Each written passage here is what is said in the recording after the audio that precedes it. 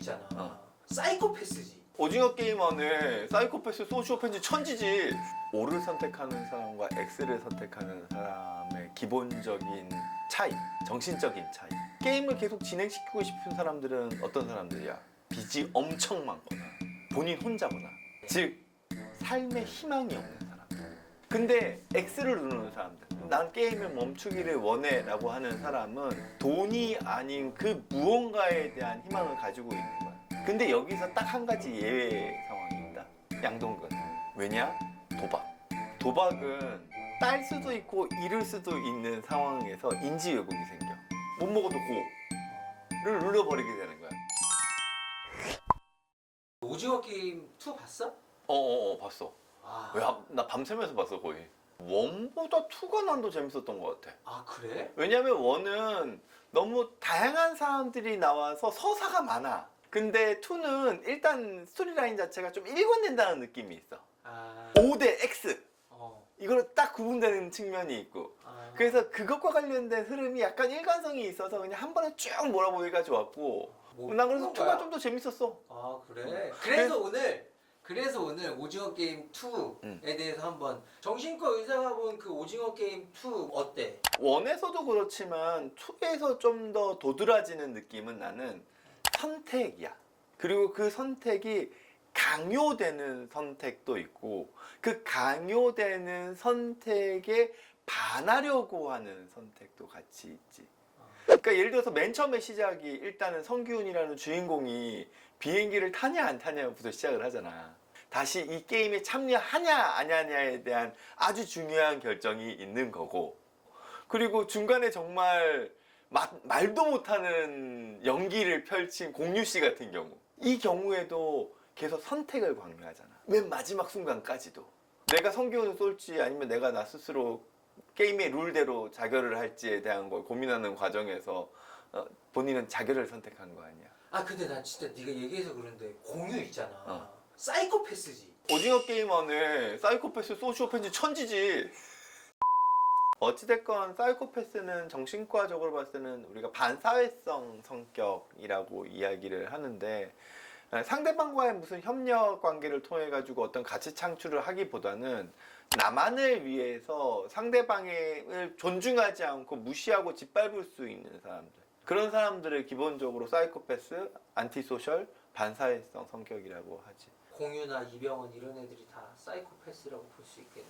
좀 다른 영역들이 있을 것 같다고 생각해. 공유나 이병헌 역할을 맡았던 그 배역이 사이코패스처럼 보이는 이유는 사람의 생명을 그냥 너무 쉽게 죽여버리기 때문에 사이코패스로 보이는 거지, 어떤 행동 자체의 모든 측면이 사이코패스적인 건 아니야.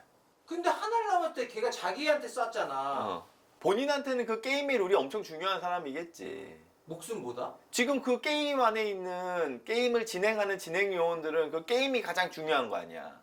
심지어 시즌 1에서 보면 병정들이 뭐 하는 과정에서 가면을 벗어야 되는 상황이 나와. 그 게임 하는 사람이 이렇게 약간 폭동 같은 걸 일으켜 가지고는 그 병정의 가면을 벗기거든. 가면 벗긴 다음에 프론트맨이 죽여버리잖아, 그 병정을. 병정들은 얼굴이 알려지면 안 돼. 게임의 룰을 유지하기 위해서 모든 것들을 다 감수해야 되는 거지. 그게 기본적으로 이 게임을 진행시키는 사람들의 기본 마인드야. 딱지맨 역시도 그 딱지를 치는 이유가 결국에는 이 게임의 참가자들을 모집하기 위한 역할이기 때문에 게임을 위한 사람인 거잖아. 성기훈한테 접근한 것도 마찬가지고. 그러면 이 사람의 입장에서 그 게임의 룰대로 게임을 진행시키는 게 본인의 모든 삶의 정체성일 수밖에 없는 거지. 그 사람이 가지고 있는 가치관이지. 그리고 일정 부분은 세뇌된 가치관일 수도 있고. 네가 중요한 건 선택이라고 했잖아. 5대 5가 나오잖아, 비슷하게. 그것도 좀 신기해 나.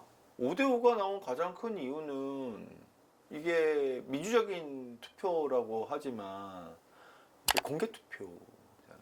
우리가 가지고 있는 민주주의 절차에서의 기본은 비밀 투표가 기본이어야 하는데, 드라마 상에서는 사람들이 누가 뭘 투표하는지를 실시간으로 다 알 수 있었고, 심지어 투표도 동시에 누르는 게 아니야. 한 명씩 한 명씩 한 명씩 해서 뒷사람으로 갈수록 이 향방이 어디로 갈지에 대한 결정력이 더 세지는 상황으로 몰아붙여 가는 거지.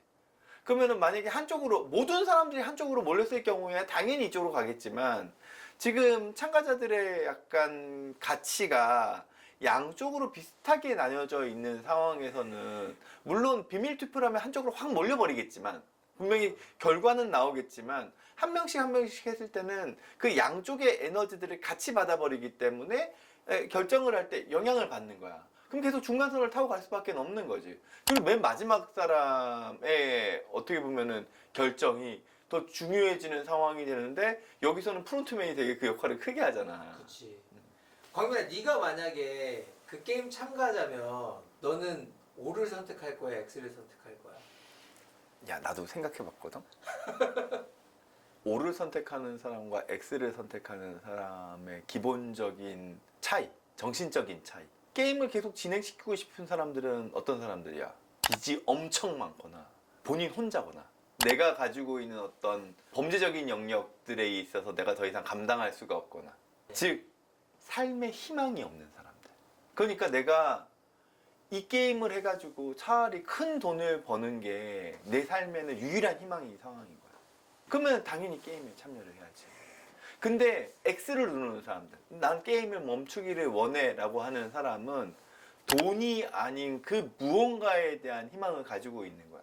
가족이 될 수도 있고 아이가 될 수도 있고 내 삶에서 희망이 있는 사람은 나의 모든 걸 걸어서 어떻게 보면은 죽음에 이르를 수 있는 이 위험한 모험을 굳이 할 필요가 없어지는 거지. 근데 여기서 딱 한 가지 예외 상황이 있다. 양동근. 양동근이 그래 엄마랑 왔는데 걔 오해했었잖아, 그치? 왜냐? 도박. 도박을 할 때 내가 얘기했던 거 기억나? 도박은 딸 수도 있고 잃을 수도 있는 상황에서 인지 왜곡이 생겨. 잃은 거에 대한 거를 기억을 안 해. 딴 것만 선택적으로 기억해. 그래서 내가 도박을 하면은 돈을 딸 수 있다고 믿어. 그럼 이거는 인지 왜곡이 생겨 있는 거잖아. 극 중에서의 양동근 역할은 도박으로 인해서 몇 억 이상의 빚을 진 사람이지. 즉 도박 중독자지. 못 먹어도 고를 눌러버리게 되는 거야. 이건 좀 특이한 상황이지.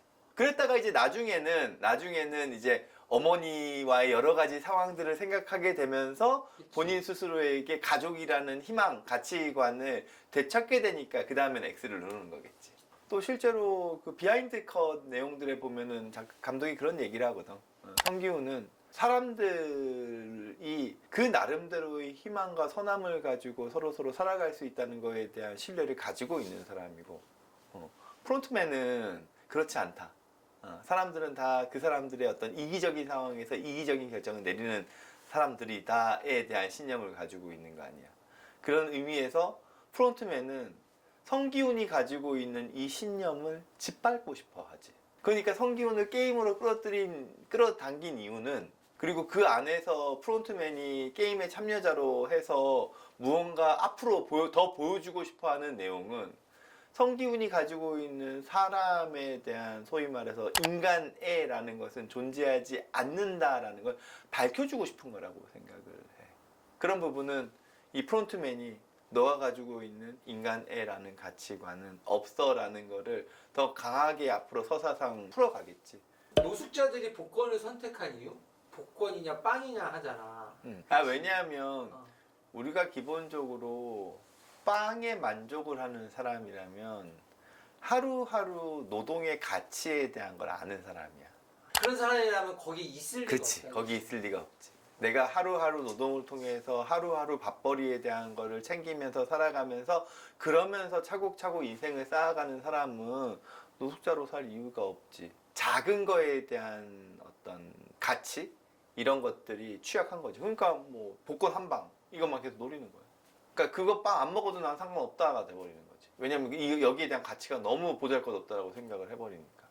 오징어 게임에 굉장히 많은 캐릭터들이 나오잖아. 그 중에 네가 가장 좀 인상 깊었던 캐릭터는 누구야? 그 타노스가 막 이렇게 툭툭 치면서 장난치던 민수라는 애였나? 약간 찌질해 보이는.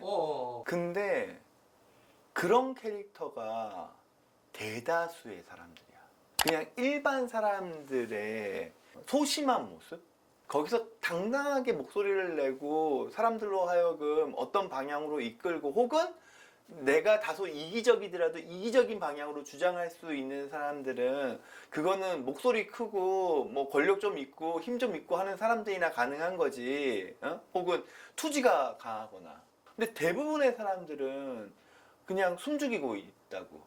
그 캐릭터가 가장 어떻게 보면은 사람들, 일반적인 사람들과 유사한 캐릭터인데 극 중에서 보면 이게 지금 민주적인 투표 절차라고 표방은 하고는 있지만 어떤 선택을 했는지를 마크로 보여주고 있잖아. 그렇기 때문에 너가 우리랑 가까운 상황에서 이런 결정을 한다는 거를 우리로서는 용납할 수 없어 라는 식으로 한 사람의 어떤 의견을 린치식으로 바꾸려고 하는 측면이 있는 거지. 그래서 실제로 이 친구가 X를 누르고 싶었지만 처음에는 O를 눌러버리잖아. 지금 정치도 비슷하잖아. 지금 보면은 우리 사회가 표 몇 차로 극명하게 계속 갈리잖아. 그리고 그 표를 찍는 사람과 못 찍게 하는 사람과 찍어야 된다라고 주장하는 사람들 사이에서의 갈등이 우리 사회의 지금 현 모습 아니야. 근데 그 얘기 하더라고. 시즌 1 때는 정보력이었대. 그 의사 한 명이 시체 빼돌리면서 그 다음 게임이 뭔지에 대한 정보를 얼추 가지고 있어. 정보를 가지고 있는 사람과 정보를 전혀 가지고 있지 않는 사람들 사이에서는 공정한 게임이 될 수 없지. 시즌 1이 가졌던 우리 사회상이 그랬다면 지금 시즌 2가 나왔을 때 우리 사회상은 민주적이라고 표방하지만 현실적으로는 아주 비민주적인 방법으로 우리 사회가 휘청거리고 있는 거를 이 드라마가 반영하고 있다고 생각하는 거야. 대단한 드라마네. 너가 만약에 지금 오징어 게임 2에 네가 참가자면 몇 라운드까지 지금 살아 있을까 죽었을까? 제기도 잘 못해. 비석치기 잘 못해. 공기 절대 못해. 무엇을 피웠으면 할 수 있지 않을까? 그래도?